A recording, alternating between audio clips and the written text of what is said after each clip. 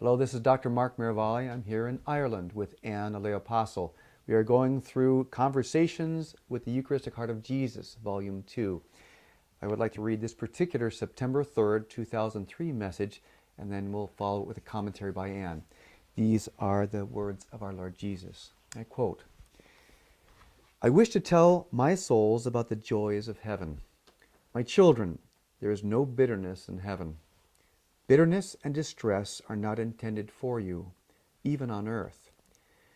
These are experienced by every soul at some time during their earthly time, but souls should not see bitterness and distress as the defining characteristics of their life. My child, if you struggle often with these destructive patterns, you must spend time with me. I am the divine healer. I can remove all hardness from your hearts, so that you are liberated to love with no barrier. In that way, you become a more effective servant because you are open to receiving love as well as giving love. My child, I do not wish to add to your grief. You will not pursue a relationship with me and be disappointed. Run joyfully into this relationship with me because you are guaranteed to succeed. I, the God of all, am making this guarantee to you. You fear failure, perhaps, because in the past you have failed. Consider, my dearest, that you may be attributing failure to yourself where none exists. Put another way, once you begin to walk in unity with me, your God who loves you, you will see success and failure more clearly. What may have appeared to be failure to you in your past may look like success to you when viewed from my eyes. I am looking at effort, not result. The result of an effort is my affair, and you must leave that to me. So, in the name of reflection, look back now on your life. Think of these things that haunt you as failures. Did you try in these endeavors? Did you often do your best? When you saw a thing falling apart, did you attempt to change your approach? Perhaps your failures were not failures at all. Perhaps you were seeking and not finding. Be at peace. You have found me now, and I will bring you every success, regardless of how the world views your endeavors. You are succeeding now, my beloved child, because you are sitting quietly while I minister to your soul and heal your wounds. Yes, we are a success. Together, we do not fail. Today is your beginning. Start freshly with me right now, and all possibilities open before you. Your heart begins to ache, and this feels almost like pain, but a pain you would not run away from. This is divine love, little soul. This is how it feels when you allow your God to love you. You feel a longing. Your heart looks around initially because your heart cannot determine the object of this longing. This is the beginning of becoming a saint, my child. These first stirrings are a desire for unity with your God. This desire grows stronger and stronger, and you can measure your holiness if such a thing were necessary. By this aching, I tell you solemnly, with all of my godly majesty, you will achieve fulfillment of this longing in heaven." And your comments. Jesus starts and he ends with heaven, and he talks about the joys of heaven. And one of the joys that the Lord hits on is an absence of bitterness and distress. And Jesus says, well, even though you'll experience some bitterness and distress on earth, it shouldn't be the predominant experience of your days. And if that's the case, he says, we need to look at that, and we need to work on that. He wants us to be open to receiving and giving.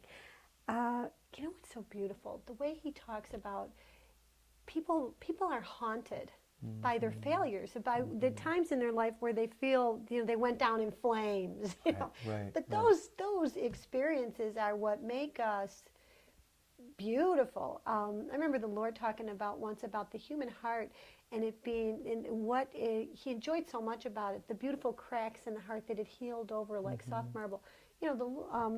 we really can't gauge. What we might be thinking of as failure could be simply struggle. He keeps getting us from this outside judgment to an internal examination. I mean, on the inside, if we're trying our hardest, I'm reminded over and over in these messages about the words of St. Francis de Sales. You're victorious in the spiritual warfare insofar as you're willing to try. That's right. That's what he's saying.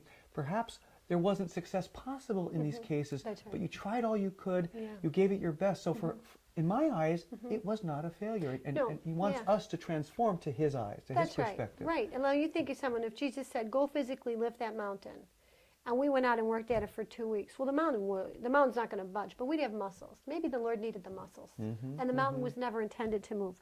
If I could give everyone, if there was one thing I would pray for lay apostles, it would be that the Lord would give this mighty pull and pull everybody into today. Let's just leave the past where it's at, and let's start from right now. And Jesus says that. He says, you're a success now. He says, together we are a success because you're reading these words and you're in communication with me.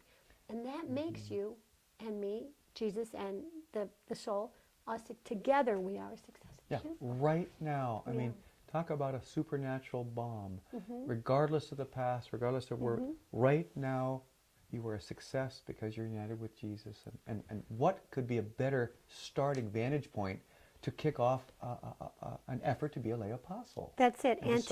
And to kick off acceptance. Acceptance. Jesus says, today is your beginning. He doesn't say, yesterday was your beginning and you blew it. Too bad. I guess you should just quit. Right. He says, today is your beginning. And then the Lord talks about the beginning of sanctity, of being a saint. And he says, okay, your heart aches. You're feeling this pain in your heart. He says, it's a longing. But he says, this is a divine pain, a good pain. And what it is he says, it's a longing that you can't determine the source of. He says, this is a desire for God, an aching for perfection. I find that profound because what we'll get is a very sad feeling at our imperfection. And we'll become dissatisfied in a quiet way with our frailties and our human feelings.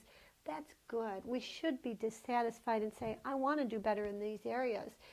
And with that we say, but the Lord accepts me the way I am, and the grace for my process to becoming like Jesus is available to me. So this divine aching is a good thing. Right. He again makes that key distinction between the haunting from the past, saying, I can't do this because of my past. There is no past. It's now. At the same time, St. Augustine talks about the deer that longs for running streams. That commentary in Psalm 42, and will never be entirely satisfied here. It's a good aching, as he says. It's a good longing for heavenly things. So forgetting the past, going present with Jesus now as a success, and then longing for the holiness that comes yet ahead. Thank you, Anne.